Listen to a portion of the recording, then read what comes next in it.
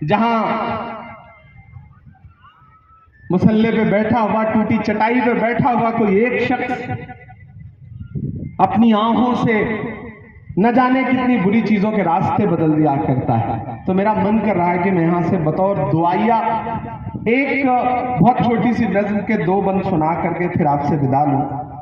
आप सारे लोग इतनी मोहब्बत से सुनते हैं कि अंदर से जो है वो अंदर का जो शायर है वो जाग जाता है, तो बड़ा मसला होता है क्या किया जाए। मैं छोटी सी नज्म आपको सुनाता।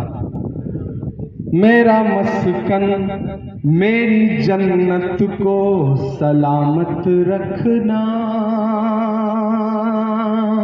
15 अगस्त की दोपहर है ये, हजारों की तादाद में ईमान वाले लोग, मदरसे के तलबा, जिम्मेदारान यहाँ बैठे हैं और मैं बतौर दुआ एक नज़्म पढ़ रहा हूँ और उस दुआ में आपकी आमीन, आपकी तालियां, आपकी दुआएं शामिल होंगी तो शायद मैं पूरे हिंदुस्तान को बताऊंगा कि आप जो तस्वीर बनाते हैं वैसा नहीं है। तस्वीर ये है जो मैं आपको दिखाने चल रहा हूँ। कभी मेरा दोस्त है तनवीर गाजी, उसने एक शेर कहा कि कभी आजूज लिखता है, कभी माजूज लिखता है, वो अपने आप को इस अहद का माबूद लिखता है। उसे कह दो ये जर्रे अमन की तबलीग करते हैं, वो पागल मदरसों की रेत को बारूद लिखता है। ऐसे में मैं बतौर दुआ के नज़्म सुना रहा हूं आपको कि मेरा मस्कन मेरी जन्नत को सलामत रखना। तैयार रहिएगा और अगली जो लाइन है उस पे आपकी दुआओं का शोर, आपकी तालियों का शोर वो पूरे हिंदुस्तान भर में जाना चाहिए कि मेरा मस्कन मेरी जन्नत को सलामत रखना। तो बहुत अनकंफर्ट है एक्चुअली। मेरा मस्कन मेरी जन्नत को सलामत रखना, मेरा मस्कन मेरी जन्नत को सलामत रखना, मेरे मौला मेरे भारत को सलामत रखना।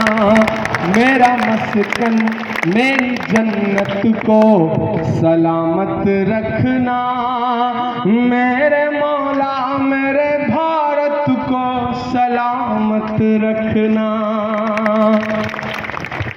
इसकी मिट्टी पे हर एक रीत निछावर कर दूं, अपनी धड़कन के सभी गीत निछावर कर दूं। गंगा जमुना तेरी लहरों की मुकद्दस धुन पर सारी दुनिया का मैं संगीत निछावर कर दूं। इस वतन से मेरी निस्बत को सलामत रखना, मेरे मौला मेरे भारत को सलामत रखना। मेरा मस्कन मेरी जन्नत को सलामत रखना। सरकारी कार्यक्रम चल रहा है, घर घर तिरंगा, कोई कह रहा है हर हाथ तिरंगा।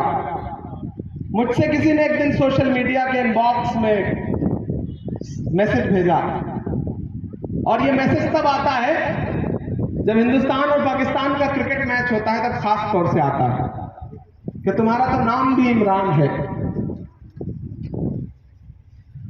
तुम सबूत दो वतन परस्ती का। मेरे पास लफ्ज नहीं होते हैं उस वक्त। मैं पलट के एक तस्वीर भेजता हूं। वो तस्वीर है कि हिंदुस्तान का एक कोई परिवार है, वो हज करने गया हुआ है और उसने खाने काबा के आगे तिरंगा अपने हाथों में लिया हुआ है और मैं वो तस्वीर भेजता हूं और नीचे पलट के सिर्फ इतना लिखता हूं कि हमसे वतन परस्ती का सबूत मांगने वाले मेरे भाई देख, मैंने तो वहां भी तिरंगा, हमने तो वहां भी तिरंगा फहराया है जहां तू कदम भी नहीं रख सकता है। हमने ऐसी जगहों पे भी तिरंगा फहराया है। तो मैं बंद पढ़ता हूं कि सोचता हूं तो मेरी आंख छलक जाती है, मुल्क से रूह का रिश्ता बड़ा जज्बाती है। सोचता हूं तो मेरी आंख छलक जाती है, मुल्क से रूह का रिश्ता बड़ा जज्बाती है। तैयार रहना अगले मिसरे पे। सोचता हूं तो मेरी आंख छलक का रिश्ता बड़ा जज्बाती है। मेरे आका ने मदीने में कहा था ये कभी, हिंद की सिमत से एक ठंडी हवा आती है। ऐसी पाकीज़ा मोहब्बत को सलामत रखना, मेरे मौला मेरे भारत को सलामत रखना, मेरा मस्कन मेरी जन्नत को सलामत रखना। कुछ लोग कहते हैं कि इमरान तुम चीख चीख करके ये नज़्में क्यों गाते हो, इन नज़्मों को क्यों पढ़ते हो? तब मैं उनसे कहता हूं कि हालात ऐसे बनाए गए जब हमें चीख चीख करके बोलना पड़ा। हमसे हर दिन कहा जाता है सबूत दो वतन परस्ती का, तब मुझे लगता है कि मुझे ये मिसरे कहने चाहिए कि मुस्कुराती हुई तहजीब को गुमसुम किया है। मुझे अच्छा लगा जब मौलाना साहब ने मुझे माला पहनाने के लिए जैन साहब को बुलाया, राम साहब को बुलाया, राम खंडेलवाल जी को बुलाया। मुझे खुशी है कि जब अशोक पांडे जी पढ़ रहे थे, बोल रहे थे, तो आपने उनके एहतराम में, उनके इस्तकबाल में जो तालियां बजाई, मुझे लगता है कि अशोक भाई उन तालियों को कभी नहीं भूल पाएंगे, क्योंकि उन तालियों में खुलूस था, मोहब्बत थी। ये है हमारा हिंदुस्तान, और हुकूमतें डरती हैं ऐसी तस्वीरों से, इसीलिए चाहती हैं कि मोहब्बत बरकरार न रहे, नफरतें गालिब हो जाएं। लेकिन मेरे भाई हम सब की जिम्मेदारी है कि हमें बोलना पड़ेगा। मुस्कुराती हुई तहजीब को गुमसुम किया है, तुमने भारत की फजाओं को जहन्नुम किया है। मेरे भारत से मेरा रिश्ता कुछ इस तरह का है, हमने इस मुल्क की मिट्टी से तयम्मुम किया है। ऐसी रूहानी इबादत को सलामत रखना, मेरे मौला मेरे भारत को सलामत रखना, मेरा मस्कन। और अब एक बंद पढ़ता हूं, और मैं जो शुरू से कह रहा हूं ना कि इन तस्वीरों को पूरे हिंदुस्तान को दिखाए जाने की जरूरत है।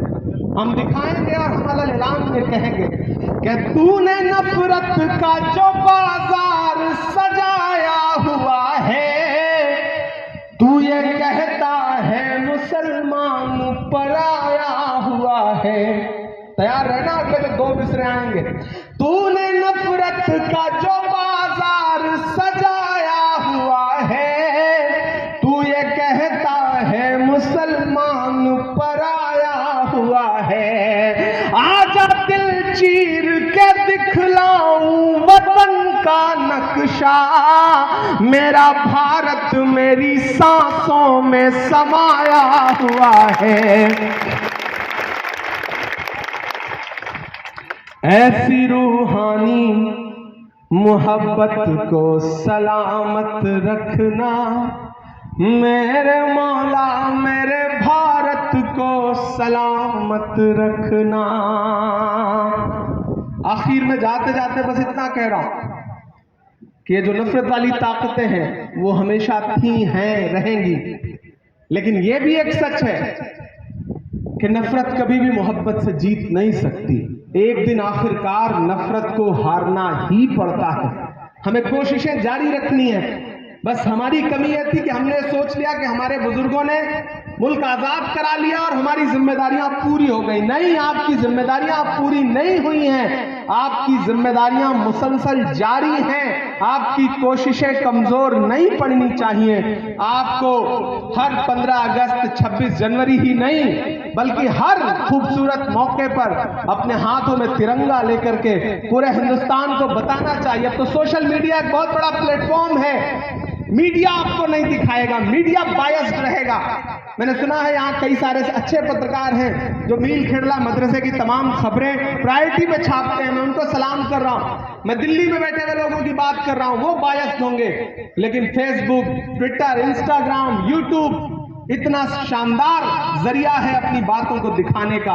अपने हाथों में तिरंगा पकड़िए और भर दीजिए सोशल मीडिया ऐसी तस्वीरों से कि देखने वालों की भी आंखें हैरत में पड़ जाए कि इतनी मोहब्बत। तब आप उनसे कहिए भैया हम करते तो पहले भी थे, दिखा पहली बार रहे हैं, दिखा दूसरी बार रहे हैं, दिखा तीसरी बार रहे हैं। और फिर भी अगर कोई बोले, फिर भी अगर कोई कहे कि नहीं जाओ, चले जाओ, यहां नहीं है तुम्हारी जगह, तो उनसे अल्लाह ऐलान कहो कि नफरतों का लिए तिरपाल चले जाओ तुम, बाद की छोड़ो इसी साल चले जाओ तुम। तैयार रहना। अब थोड़े शायर जो है वो थोड़े मजे वाले मूड में है कि नफरतों का लिए तिरपाल चले जाओ तुम, बात की छोड़ो इसी साल चले जाओ तुम। हमको लाहौर कराची से भला क्या मतलब, तुमको जाना है तो नेपाल चले जाओ तुम।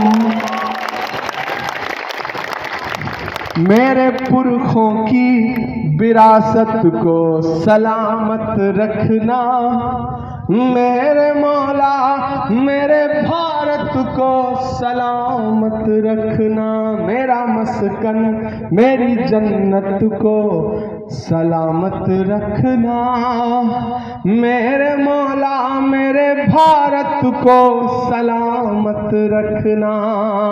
मैं आपसे गुजारिश कर रहा हूं कि एक बार मौलाना राशिद साहब, मौलाना अरशद साहब और बाकी जो पूरी इंतजामिया कमेटी है, बाहर से आए हुए लोग भी और यहाँ के तलबा भी, एक बार उनके एहतराम में इस बात के लिए ताली बजाएं कि उन्होंने खूबसूरत तरीके